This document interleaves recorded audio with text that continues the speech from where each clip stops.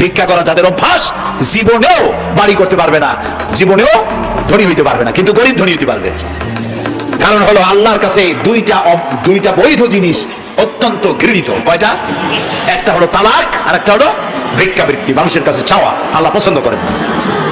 তো ভিক্ষু ঘুরতেছে, একটা লোক বলো, মিয়া তোমার তো সারা জীবনই খরচ করতে দেখি। খরচ করবো না, করবো কি? যার কাছে যাই সে দেয় 4 আনা 2 আনা 1 টাকা, এর বেশি তো দেয় না, তাই দিয়ে আমি কেমনে বললো? কয় যে তুমি বাচ্চারে চোখে দেখো না, বাচ্চারে চোখে দেখো না। বাচ্চার কাছে কি আমার মতো লোক যাইতে পারে নাকি? কল্যাণ যাইতে হবে, যাও।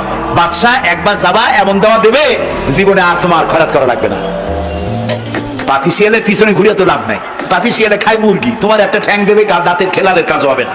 বাঘের পিছনে ঘোরো, বাঘে খায় গরু আর হরিণ, একটা রান দিলে তুমি 1 সপ্তাহ খাইতে পারবে।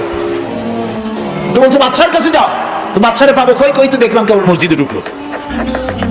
তারপরে ফকির গিয়ে দাঁড়ায় আছে বারান্দায়, দেখে যে উনি বাচ্চা ভেতরে বসে হাত তুলে আছে ভাবে, আর চোখ দিয়ে পানি পড়ে দাড়ি ভিজে ভিজে পড়তেছে। নামাজ শেষ করে, মোনাজাত শেষ করে বাদশা বেরিয়েছে। কোন বাদশা?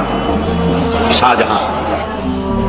বাইরে আসার পর ফকির বলল আসসালামু আলাইকুম, বলে আর ফকির রওনা করছে। বাদশা বলে দাঁড়াও, তুমি যে রওনা করলা, তোমার তো ভিক্ষুক মনে হয়, আর লোকেরা যারা ভিক্ষুক না তারাও তো আমার কাছে চায়, আর তুমি তো ভিক্ষুক, চাইলে না কেন কিছু?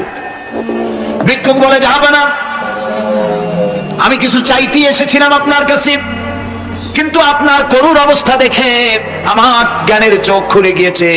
আমি দেখতে পেলাম আমি যার কাছে চাইতে এসেছি, আমি তো কান্দি না, হাতও পাতি নাই। যার কাছে চাইতে আসলাম দিল্লির সম্রাট, আবার কোন সম্রাটের কাছে হাত পেতে ভিক্ষুকের মতো কি জানি চায়, আর চোখ দিয়া পানি পড়ে দাড়ি ভিজে ভিজে পড়ছে। আমার জ্ঞানের চোখ খুলে গেছে, দুনিয়ার বাদশার কাছে আর চাইবো না। বাদশা কান্দে যে বাদশার কাছে, তার কাছে